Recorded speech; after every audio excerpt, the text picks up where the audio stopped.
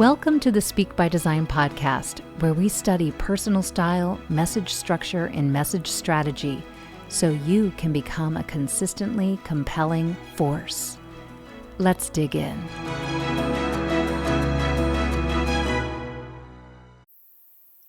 Hi there. I'm starting to see how these lessons are building on one another and even starting to pull from different lessons. Like this one is Perfecting Delivery, Lesson 14, is all about the leader's responsibility to be able to perform a message. And occasionally I've had people in training say things like, I'm not an actor. This isn't for me. I won't be able to do this. And when they say that, they are immediately putting a ceiling on their career.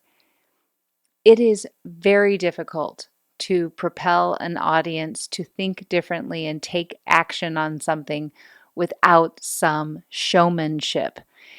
And those of you who have studied theater or participated in anything like dancing, singing, and acting, you know that performing takes more energy. It takes controlling your body, your voice, being able to speed up and slow down and be louder and whisper and add an unexpected pause. That's what the leader must be able to do in a great message. So let's assume that you have a communication writer. You have a speech writer with your organization who has delivered a beautiful message. You want to honor that message by pouring every bit of you into it and making it sound like you wrote it. And that's why a lot of presidents have ended up writing more than half of their speeches, rewriting them, because they want it to sound like them. So let's assume your message is complete, whether you wrote it or somebody else did, and now we are here to only perform it. And this is something every leader needs to know how to do. And if you're resisting it, ask yourself, why am I resisting performing? Most often it is because you think it's fake and it's not sincere. But there are plenty of moments where you have been very passionate, and in many ways you couldn't help but become more dramatic. And dramatic doesn't mean loud, obnoxious, overly salesy in style. It can mean more serious. It can mean even more subdued, but it's purposeful, intentional, and it affects the audience by being so sincere. So it must be sincere. Let me share some concepts and then we'll go into the practical tips. And the concepts are important because many times if you think about the concepts and internalize them, already the actions change from there and it's more organic. All right, so there are 3 leadership tensions that get applied to your delivery. The first one is strength versus vulnerability. We need both in your wonderful, beautiful delivery style. We need moments where you are very strong, and we need moments where you are vulnerable, which will feel possibly weak or mild or compassionate, very loving, maybe whimsical. And then that strength is going to feel more resolute, powerful, like you're punching, slapping, and pressing information into your audience. Strength and vulnerability, that's contrast as well. And that's one of our principles that we've already spoken about. So strength and vulnerability in the delivery style, that's in your body language, that's in your voice. So in your body language, what is a vulnerable gesture? The open palm is a vulnerable gesture. What is a powerful gesture? A steeple.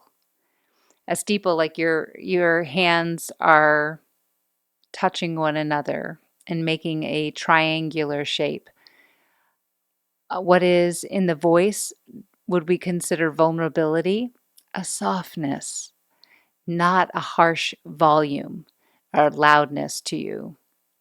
And then there is what is strength in the voice? That would sound like downward intonation and probably a faster pace. That show of dominance in the voice comes through speed and volume. Okay, that's the first tension. But the second tension is fitting in versus standing out. And for fitting in, that would be fitting in with your audience, acting like you are just like them. You are a regular guy, a regular gal. You are just like them at home and casual. Now, if they are more formal, you're a regular person who's formal with them. You're not different from them in any way. Now, standing out would be the opposite, where you say, I'm different from you, audience. I'm not afraid to think differently, sound different, look different, and disagree with you. So, fitting in versus standing out with your audience is incredibly provocative, especially if you begin with fitting in first and then standing out later. In the beginning, you're relating to them as though you've known them forever, as though you're already friends. And then, maybe 3/4 of the way through, you start saying that you think differently. And that will be interesting to your audience because they already connected with you. And now that you think differently, they are more likely to be convinced to think differently with you because they want to feel in alignment with you. I have seen people begin with a clearing of the myth in the opening moments of a speech, and that is a way to stand out immediately. So it would sound like this, where you say, now everyone here believes in X, but that's not right at all. In fact, that's 100% wrong. What's really happening is this other thing. Now, that clearing of the myth immediately makes the audience feel like they're in conflict, they're disjointed. So there's a tension, and that does grab their attention, and they will listen to you really well. There's a risk in it, though, because you haven't yet connected with them first. If this is an audience that knows you already, this would be a worthy risk. If you have an audience that maybe you've been hostile with or had some tension with in the past, I would not begin with clearing the myth. They won't buy into it, most likely. All right, so that's fitting in and standing out. Now, you can use fitting in and standing out with your voice as well. You could even sound like them. Let's suppose that your audience is not that large and they're a slower paced, relaxed energy. You could fit in vocally with them, but then start picking up your pace as you go through the idea, getting faster and faster as you're getting more excited about it. So that's you standing out vocally. And that fitting in first is more natural to do in the beginning with your voice and then pulling them to a different energy and standing out vocally later. And sometimes we call that mood mapping with your voice, where you mood map a presentation to say, in the beginning, I'm going to start out somber. And then I will get curious. And as I get curious and more curious, then I'm going to get delighted. And I might even find something humorous. And then I will go return to being somber again. And that vocal arc helps the audience know that you're coming home and that the message is ending. The plane is landing for your presentation.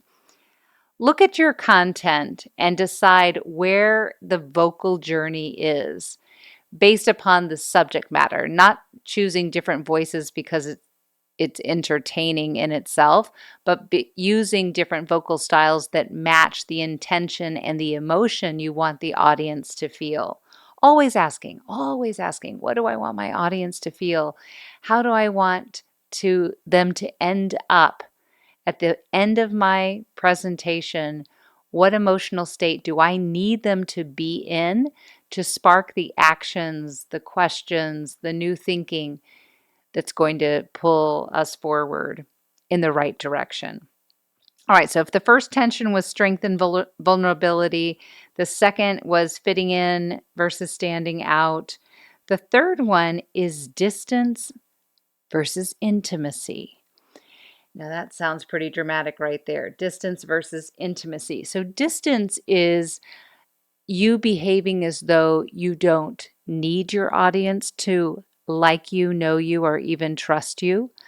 I always think of Jack Dorsey, and I haven't seen a lot of his interactions, but in his photography, when he was launching Twitter and it was having so much success, he always was shadowed. One side of his face was always dark, and he looked distant and mysterious.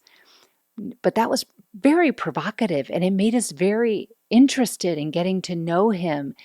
And that was put on the cover of Forbes, and it made you want to read all about him because you wanted to understand this mysterious leader and how he was able to do and think so differently than everybody else. That you could replicate as well in looking for moments where you can be distant, almost aloof, so that the audience is craving to get to know you better. Now, how might that look visually? It's you slightly putting your chin up in the air, or it's you furrowing your brow and looking dissatisfied, but it's creating emotional distance with your audience. Now, there's another very simple way to do that is step away from your audience, step back, move closer to the wall versus closer to them. But then giving them a moment of the opposing style of being really friendly, very intimate, sharing a piece of information that's unexpected and that's off script. You want this to look like a piece of theater, something that you'd see in the movies, even very natural. And when you start sharing a glimmer of your personal life, that is so intimate to the audience, they become more interested. All right, so those are those three tensions, and that we'll consider those concepts that you want to bring into the delivery of any important message, any message that needs to have some showmanship to it.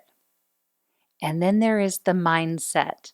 Remind yourself of those inner beliefs that immediately raise confidence and make you a more dynamic speaker. The first one being that you care about your audience.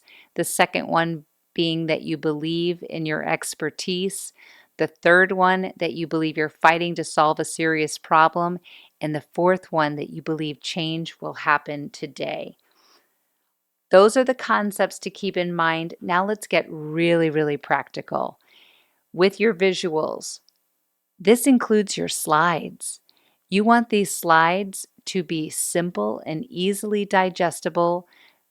Take away the charts that are going to be too small for people to read. Check your lighting. Is there something you could do that would be dramatic with the lighting, where it brightens up as you walk closer to the audience, or it could dim right before you show a visual, or before you take stage, it dims so that the audience knows to take their seats and get quiet. Use things you've seen in a theater that you could bring into your large presentation that would make it feel more magical for them. What can you do with your eyes? Could you use your eyes in a way that looks more natural with your audience? I love watching Obama, Clinton, Reagan, and the way they would look at their audiences with so much compassion. And even though it was a sea of people, maybe hundreds or thousands at those large conventions, and they would look very specifically at one spot instead of scanning. Don't scan the room. Be very piercing and plant your eyes. Look for ways that you can practice that fitting in and standing out with your movements. Maybe you have some rapid movement and contrast that with stillness. I just watched Kevin James. He has a a stand-up comedy show on Netflix, and he begins with dancing, wild, frenetic dancing on Kevin James. And then all of us, and it goes on too long. And then all of a sudden he stops and gets very still. And then he talks and he's completely out of breath. But the stillness got a laugh because he was wildly moving at such a fast pace. And then he stopped and he stared and his eyes got really big. But what could you do that would be unexpected like that for one moment, just one moment across a 10 to 20-minute presentation that would be unexpected and show a different side of your personality? I know you can find something fun like that to do. Then look at your vocal presence. Are you playing with all the dynamics of beginning low and loud? So that's pitch and pitch, keeping it low, volume, keeping it loud, beginning slower at first, especially if you have an accent. Let's say you're speaking in English and it is your second language. Go slower at first so that your global audience can acclimate to your accent and complete those words. Take your time in completing them. Then, as you progress through your message, you can start relaxing and don't think about that anymore. Our goal is to be understood. It's not to be accent free. That accent is actually interesting to people. Think of Sofia Vergara. I love listening to Sofia Vergara speak. All right, now vocal presence. Other things you can do are with your voice. Let's say you do have a repetition section where you're going to say the same verb, like solve this, solve that, solve this other thing. Look what I did with my voice. I used stair steps in pitch and maybe making the last one the loudest and the highest pitched. Don't be afraid of your high pitches because going up shows happiness. It's just if you're scooping and making it sound like a question, that's not the attractive vocal presence we're looking for. And we certainly don't want to do that to make fun of that vocal style either. All right, but also think of your start to this message, your end to the message, and your transitions. So for your start, is there something you can do with your body to help people listen more acutely than normal to the opening 2 to 3 sentences? Yes, there is. Get yourself in the middle of that stage. Make sure there's no podium in front of you. Make sure you're not holding notes. Put your hands in a platter holding position, like you're holding a big plate of food, and say 2 or 3 sentences that either welcome the group or mention the purpose of what you're there to talk about that day. If it is something funny, fantastic. If you can ever begin with humor with your audience in a really natural way, they love that. After the opening, though, you can move around. And a couple of movement practices that we teach people are first, the panther walk, walking very slowly and deliberately, and not pacing the stage, but walking to the right side, almost like you have a baseball diamond and you're walking to first base. Then walk across horizontally to third base. Then end up back in the middle at where you would think the pitcher's mound would be, and then step forward like you're going to second base for your conclusion. When you're that organized in your movement, you can then attach it to your first main point, your second main point, your final point, and then your conclusion. And the audience stays with you because you're helping them organize the message in their mind and they can follow your structure. It also helps you memorize it better too. Then at the end, when you're closing, remember this with your voice. You want to either do a crescendo ending, and that's why we do it this way, or I know you can do it, or a decrescendo ending where you come down in volume, down in energy. So it could be down in volume, down in pitch, down in energy, When Steve Jobs ended that speech with, "Be hungry, be foolish." That's an example of a decrescendo ending. Now, how to prepare, because I've spoken so much about what you're doing with your delivery in the moment. You cannot, if you've never done this before, you cannot expect that this will just happen naturally. Practice really does help. Unfortunately, a lot of people are still working on their slides the night before. That does not give you enough time to work on really good delivery. When we're coaching people for a high profile message, we like to have 3 big rehearsals. The first rehearsal is a stumble through of the message structure and finding what is the most provocative way we can sequence the pieces to make it a motivating structure to listen to. The second meeting is where we go through and make sure every transition is provocative to the listener, so that between the slides, that you're always saying the transition before you go to the next page. If we can do interesting animation and de-word the pages, we do it then as well. We want the attention to be on you, not your beautiful slides. You are way more interesting and more impactful if you allow yourself to be. Those slides, and many of them look bad too. So, but even the ones that look good, you're still more interesting than your slides, and you must believe that. No reading the slides. You should know them inside and out.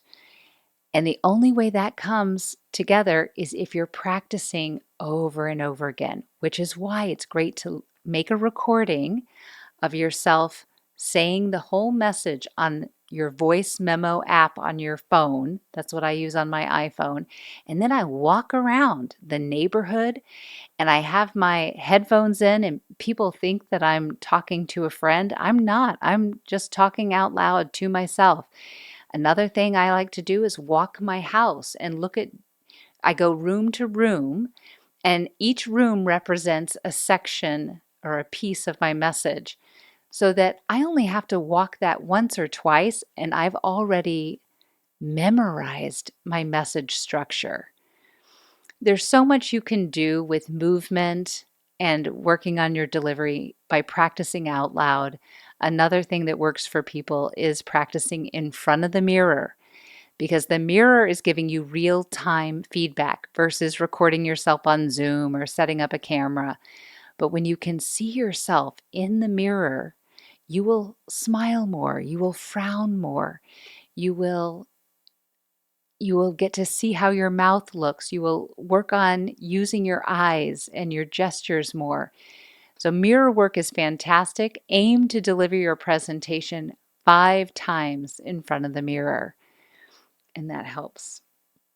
I have someone who likes to practice in the shower, and he says it's so great because you're getting all that wonderful moisture from the shower, the humidity, and it makes your voice feel great. You could even do it while you're driving as well.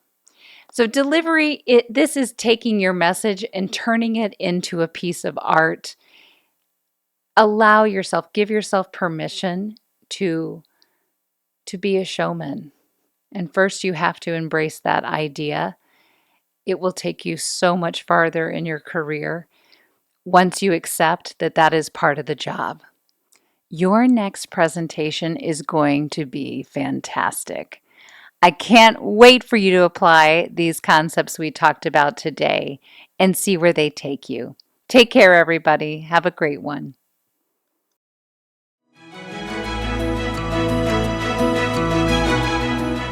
If you are enjoying all of these lessons, but now you're hungering to turn all of this into skills and habits that make this work intuitive and natural so that you don't have to think about it, then you want to join Speak by Design University. That's our coaching program that gives you private coaching, group coaching with me, group training, self-paced learning, as well as exceptional networking with other people like you. This program is for managers and above, people whose careers are on fire and they're looking to hit their next level, and they want to do that sooner rather than later. Check it out at speakbydesign.com/join. That's speakbydesign.com/join, and you can start with us at the 1st of next month. We hope to see you there.